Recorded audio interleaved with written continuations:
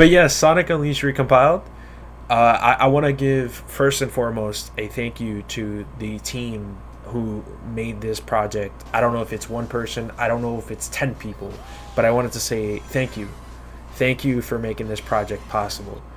This is one of my favorite games of all time, and it is so important that this game is recompiled and able to run natively on your PC. This game runs so good that I believe when I was watching one of the tutorials on how to get this game running, I believe it could run on like a high school laptop. It's insane. I'm sure that there are ways to play this on Mac. I actually really want to figure out if there is a way to do that. But for right now, I have it natively running on my PC, which I am totally fine with doing for right now because it just runs that smooth. Now, I wanted to get into a little bit of the history of this because originally, to put up a timeline frame here, in 2007, actually, I should start with '06. With 2006, there was a game, as many people know, Sonic '06, and it did really bad, right? It released in a state of really, really, really bad. It basically just didn't run well. And they released it in a state where, like, many games run now, but a little bit worse than that, where, like, games are incomplete and they don't get really good until they're updated, right? But Sonic Unleashed came out in, I believe, 2008. For me, I don't know.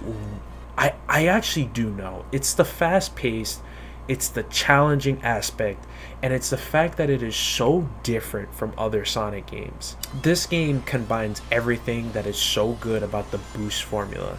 The fact that you can go above 1,000 miles per hour and it tells you on the screen, that just captured me. And the theme song to this game, Endless Possibilities, like when I tell you that this game captured me as a kid, it did such an amazing job on bringing me up in terms of being a Sonic fan, and it did that for me. It really did. And I have to give my thank you and my flowers to the team who made this, because this is essentially what Max had back in 2024, where Marvel vs. Capcom came back. And now I wasn't advocating for this game to come back. Honest to God, I thought that this game was done for. But then they did Sonic Unleashed Recompiled, and I was blown away. And it's funny because I originally said to myself, I would never be able to run this. This is a game that I would never be able to run. And then all of a sudden, a couple of years later, now basically, like during my birthday month, I said, you know what? Let me try it. And I did it. And it was such an easy flow. I just did it and it just works. And again, you have to give your thank yous to people who do this type of thing, because recompilation is not as easy as you think. I'll give you an example.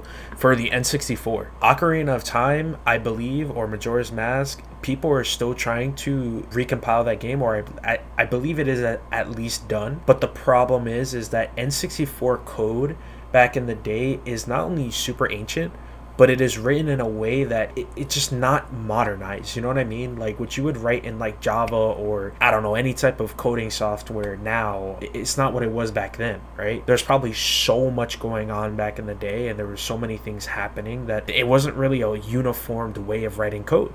And so they didn't have a proper way to recompile that, because they would have to literally rework. They would have to re-engineer from all the way from what they have at the shell all the way to the back end. And that's exactly what they did with this game. Honestly, if you have not played Sonic Unleashed, now is your time to do so.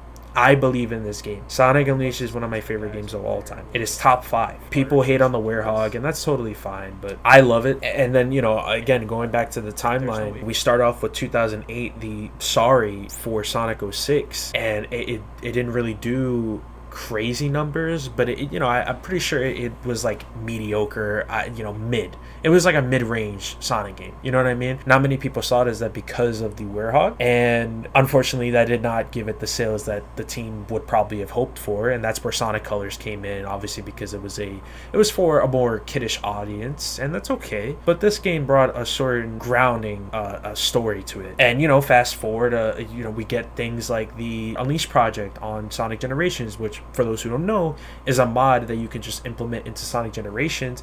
Because these games are so similar to each other, they basically just, I wouldn't say copy and paste. I don't want to discredit the person who made that and say that it was super easy, but essentially they just took the assets from Sonic Unleashed, put it into Sonic Generations, and have that run.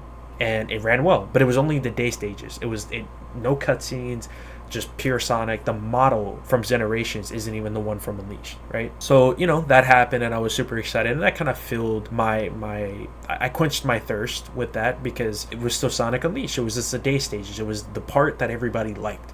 But I still felt like something was missing, right? Something was still missing deep inside, and so I looked for other options, and they just weren't that good. And when you look at the PS3, I mean, to take that big freaking thing out again and plug it into your PC, I mean, it is a hassle. And I don't know exactly when this recompiled project finished, but they made it.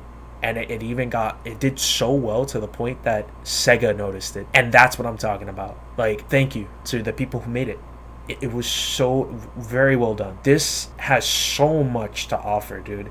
So many aspect ratios. I mean, literally, like, if we go onto here, all we gotta do is just look at the settings here. You want to know how I knew that this is one of those games that was so good, or at least like one of those projects that are so good, dude? Little things like the time of day transitioning. As a kid, I used to always wonder why it showed him transitioning in another person's YouTube channel compared to mine, where I had the PS3. This was the Xbox version, and they added it. They added that version of it, and I switch it on and off every once in a while, because sometimes it does take longer. And it even says that here it's a transformation cutscene, and it's sort of an artificial transition of a loading screen. Another thing is achievements, right? Like achievement notifications, subtitles, hints of the voice language. You could change the controller icon. This is the stuff that I'm talking about. Even the stuff like the battle theme, you could turn off the battle theme. Music attenuation. When you have another video playing in the background, this audio will turn down. The effects will still be there, but the music is down. And as for the controller inputs, this was super crucial for me, because when you're playing things like the airplane rides, I actually got tripped up because I'm not used to an Xbox controller. Like, I know how to use a controller like it's secondhand nature, but the thing is that I just naturally know where the PlayStation buttons are. That's how much of a difference it made for me. And yeah, man, this is, you can go upwards of 60 FPS. V-Sync, like this is stuff that you don't see, man. This is stuff that you do not see, dude. I could literally change the monitor that is on. I have two monitors right here, and if I wanted to, I could just switch it to this one in an instant. It would change it just instantly, and it would adjust its size. One of the best things that just could have ever happened in Sonic history, because this is insane. But yeah, man, if you have not played this, please play it. Words cannot express how much this means to me. So thank you to the team. This is an amazing port right here.